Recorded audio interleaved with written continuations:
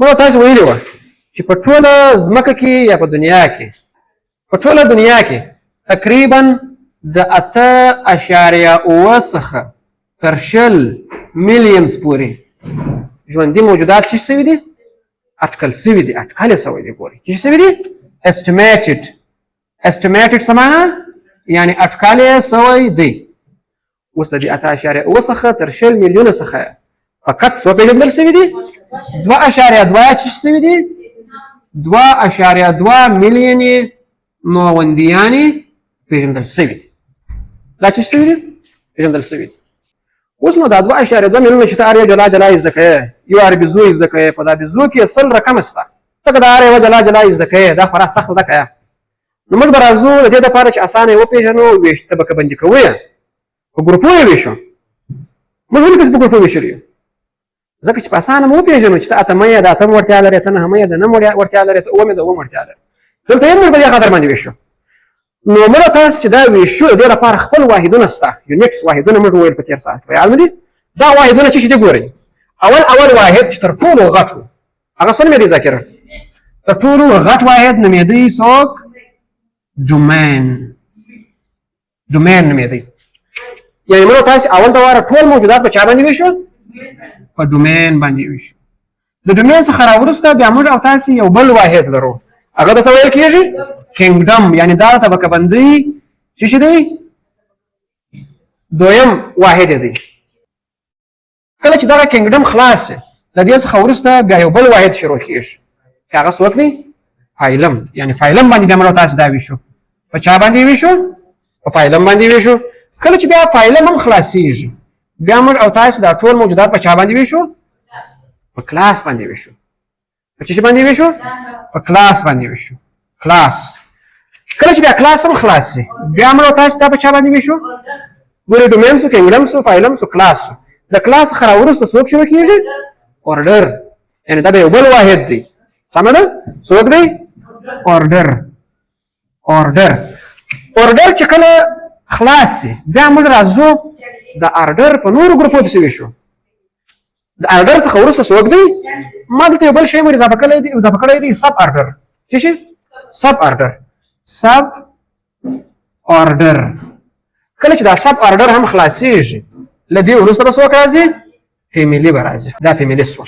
کله چې فیملي هم خلاصه شي بیا موږ تاسو راځو دا فیملي بیا پسې ویشو ځکه دا فیملي کې هم بیخي ډېر حیوانات راځي کیدای شي په سلهاوه راشي. کله چې فیملي هم خلاصه شي بیا موږ تاسو په چا باندې ویشو په جنس باندې جنس.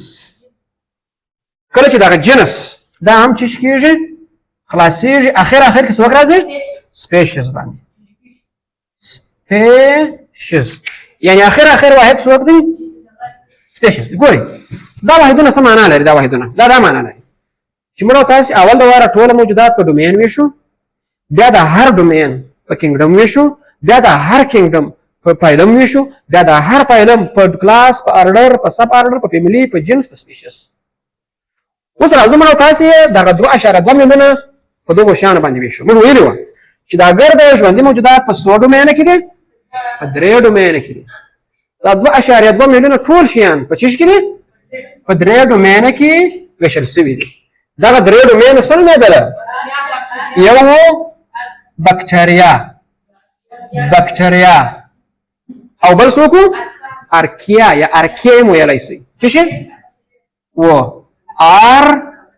ارکیا دا رقم راځي سمه ده. بل ګروپ څوک یوکاریا یا یوکاریوټ هم ورته ویل کېږي څوک یوکاریا. اوس ګوره دا څه معنا دا معنا دا 2.2 میلیونه کې 2.1 میلیون یې په دغه ګروپ کې دي څو پاته شوه 1 لک دغه 1 لک یو څه په دې کې دي یو څه په دې کې یعنې تقریبا 1000 دانې په دې کې دي فقط 1000 او 500,000 د 10,000 په شاوخوا کې دا تر ټولو ډېر حیوانات نه ژوندي موجودات هغه په یوکاریا کې څو دانې په یوکاریا کې 2.1 میلیون دي څو دانې دي 2.1 میلیون فقط په دې کې او په دې کې څو راتلله تقریبا 1,000 دانې دي د 500 څخه تر 1000 دانې او په دې کې بیا له 10,000 څخه تر 50,000 پورې دي په 3 غټو ګروپونو وویشل که یا اوس به راسو دا دوه ګروپه موږ پرېږدو یوکاریا به وویشو په چا باندې ځکه وګوره 2.1 میلیون دانې دي اوس که ته دا هم هر یو جلا جلا زده کوې بیا سخته ده ته باید بیا وویشې نو موږ تاسې یې ویشو په چا باندې یې ویشو په کینګډمز باندې یې ویشو په چا یې ویشو څو کینګډمز وه څو کینګډمز وه موږ تاسې ویلي وه 5 کینګډمز دي سمه ده اوس نو دغه یوکاریا موږ تاسې ویشو په 5 کینګډمو باندې اول کینګډم یې څوک و پروټیسټ څه شوه دا هغه حیوانات دي چې ټوله فقط له یوې حجرې څخه جوړ دي بس یوه حجره ده دوم کینګډم څوک دی الجی دا دوم کینګډم له دې څخه راوروسته دریم کینګډم څوک دی فنګای یا پنجي چې ورته ویل کېږي څوک فنګای هم ورته ویل کېږي پنجي هم ورته ویل کېږي دا څویم دا دریم کینګډم څلورم کینګډم څوک دی پلانټي به راواخلو پلانټي یا پلانټس او یو نه پاتې هغه څوک دی انیمالیا یا انیملز نو دا څویم کینګډم شو دا 5م کینګډم شو انیمالیا چې څو سامان 5م کینګډم موږ دغه یو ډومین وویشي په 5 کینګډم باندې اوس ته څه کوې ګوره د دغو څخه ډېره فیصدي تقریبا 1.5 میلیون یې ټوله په انیمالیا کې دي نور چې پاتېږي هغه ټوله په دغه خوا کې نو انیمالیا کې خو بیا ډېر شو ته بیا باید څه وکړې بیا ویشې ته بیا چې کوې بیا یې ویشې په چا باندې دې اوس ویشې په پایلم باندې ځکه هغه کینګډم دې نور خلاص شو ته نشې کولی چې یو وارې یو کینګډم په بل کینګډم څه وویشې و داسې کولی شې چې یو کینګډم په سب کینګډم په فرعي وویشې نه لکه نهم که یو صنفي بیا موږ راولاړ شو نهم یوازې ورته وایو که دوه صنفه بیا نهم A نهم B دلته هم دغسې یو حساب شته اوس موږ څه کوو راځو دغه انیمالیا په بیا ویشو په چا ویشو لمز باندې ویشو شاباس دغه انیمالیا به زه راواخلمه په چا باندې به زده ته وویشمه په پایلم باندې به یې وویشو تقریبا 9 دانې پایلمه دي په چا کې په انیمالیا کې دا 9 پایلمه کې تر ټولو اول څوک و سپونج یا پوریپیرا یا د چې ویل کېږي سپونج هم ورته ویل کېږي او پوریپیرا هم ورته ویل کېږي دا یو په دې کې سپنجونه راځي دا په اوبو کې داسې شنه ولاړ دي حرکت نه کوي دا یو دا څو دا یو بل څه دی نایډریا شاباس نایډریا په دغه نایډریا کې دا جلی فش دغه مرجان دغه پکښې راځي داسې شیان دي لکه په اوبو کې چې کڅوړه وغورځوې دا کڅوړه په اوبو کې داسې روانه دي دا هم دغسې شیان دي نایډریا دا د خیر تاسو په 11 صنف کې وایاست سمه ده دا نایډریا پسې څوک دی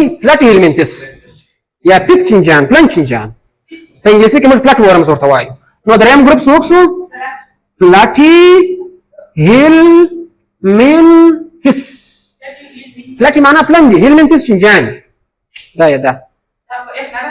یا هغه په انګلیسي کې پلاټ ورم دا پریفرنس دا دریم ګروپ څلورم پایلم څوک دی دته نیماټوډز موږ وایو نیماټوډز معنا څه شي ګرد چینجان نیماټوډز ګرد چینجان دا ګرد چینجان لکه دغه د انسانانو چینجان ما پرون درته ووایم په انسانانو کې کوم چینجان دي نیماټوډ دا د کوچنیانو د مکب د خارج چینجان سمه ده بل څوک دی انالیډا بل بیا څوک دی انالیډز دته بیا دغه وایي کړی لرونکي چینجان لکه د ځمکې چینجی ورږه نه دغه ژوره ملګرې ده دا داسې یو حیوان دی نه داسې یو خوله لري دا داسې یو شی دی دا داسې کوي خلک یې په اوبو کې پښې دننه کې بیا هلته دا ژورې ورېله کې دا ژورې راځي د انسان دغه وینه پاکوي دې ته لیچوتراپي ویل کېږي دا خورا ښه خوندور شیان دي سمه ده د خوړلو دپاره نه دي د درملنې دپاره دي دا انالیډز دی په اوبو کې شته سمه ده ډېر ځای کې د ځمکې چینجانو به دې کې راشي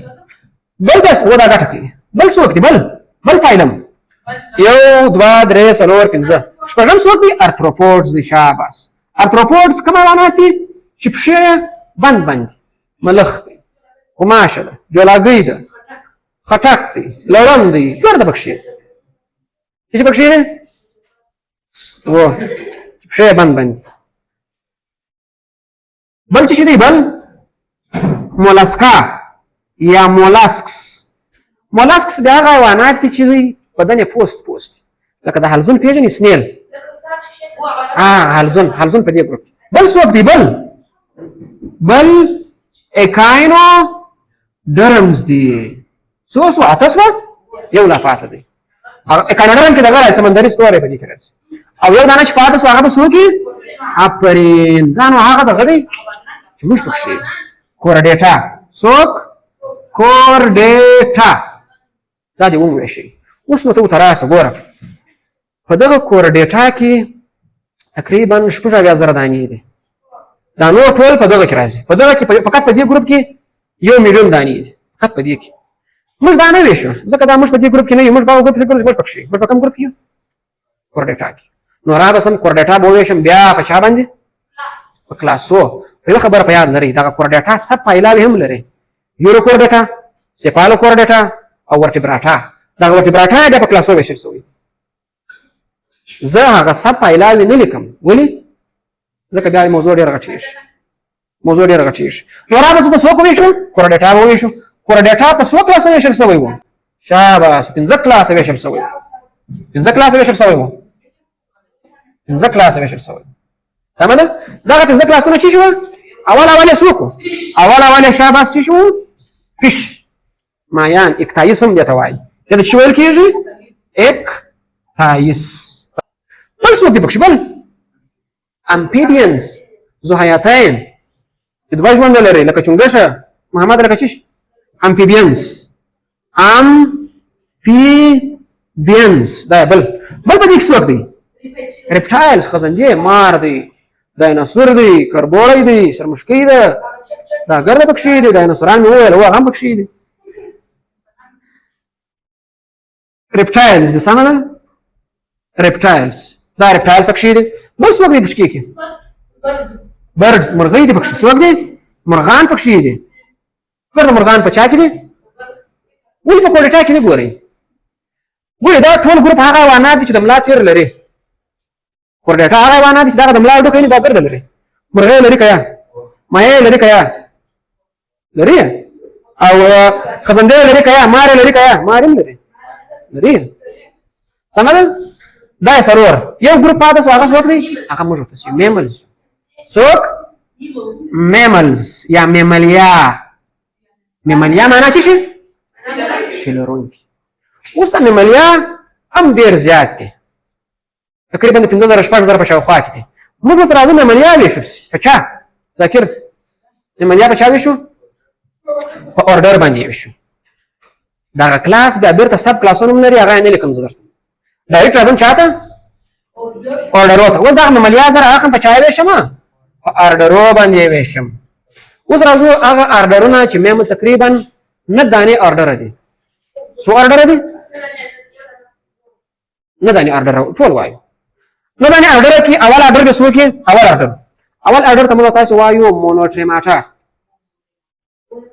فاتم سم کې په یاد مونوټریم ما د پرمال هغه حیوانات یو سره لري دغه څخه شي مونو معنا یو تریم معنا دغه څخه شي مونو د لاتیني ژبه کې دا نوم ورکړی دی ورسه په سمه ده اورډر اول څوک دی مونو ټریماټا دا لکه دا په دې کې هغه حیوانات راځي لکه دغه زیږګۍ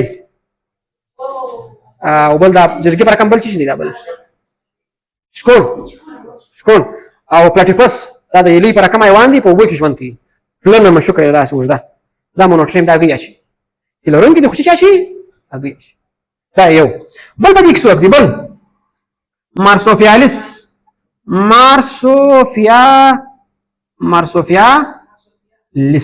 دا حیوانات چې کڅوړه لري لکه څه کینګرو اوفوسم کولابیر تاسمانیان ډیویل دا ګټه به دې کې راځي کینګرو یې مشهور دی بس کڅوړه لري بل به دې څوک دی بل اسامه بل به څوک دی کارنیورا غوښه خوري زمری دی سپی دی په دې کې هغه حیوانات چې ګرده غوښه خوري چې یوازې څه خوري غوښه خوري له کارنیورا څخه وروسته بل څوک په دې کې راځي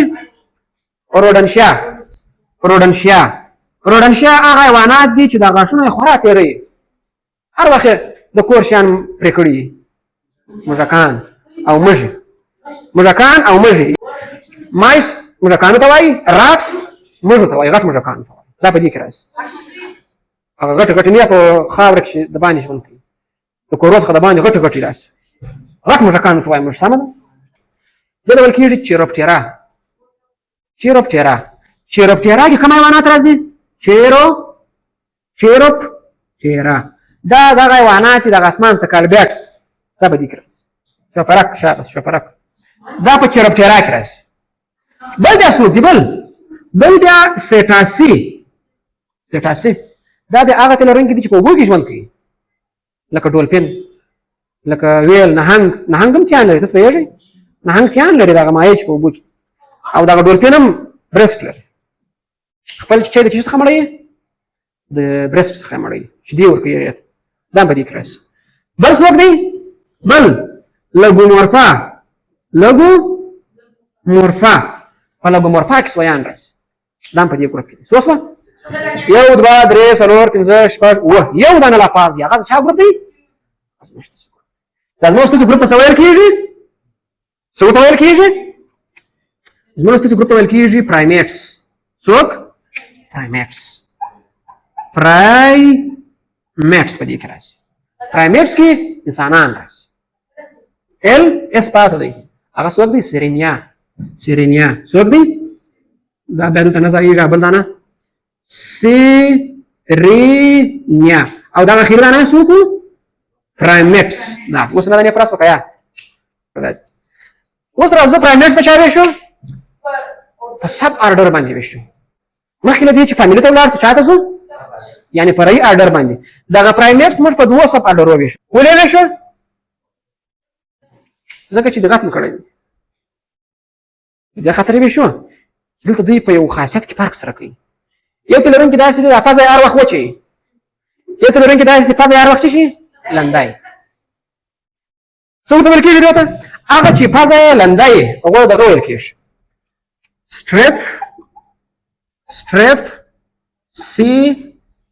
ستریپ سیریني یعنې ویټ نوزډ. ویټ نوزډ څه معنی؟ پزه یې هر وخت لنده وي. دا په څه خاطر؟ د دوی دغه بوی حس ډېر زورور دی نو دوی دا فضا نمجنه ساتي. د رشو شیان په بوی واش په دې کې دغه راځي. لیمر پېژنئ؟ لورس په نامه باندې حیوان دی. بل بیا دغه دی پوشبیبي ورته وایي. ګالاګوس ورته وایي. په دې کوم حیوانات راځي ګورئ؟ یو په دې کې لیمر دی او بل پوشبیبي یا ګالاګوس په دې کې راځي. دا د عکسونو درښکاره کوم سمه ده؟ ګالاګوس په خیر کې درښکاره کوم. نو دا حیواناتو دا چې سب آرډر شو. یو سب آرډر لا پاتې دی. دغه سب آرډر څه نومېږي؟ دې سب آرډر ته ویل کېږي هپلوریني. چې څه ته ویل کېږي؟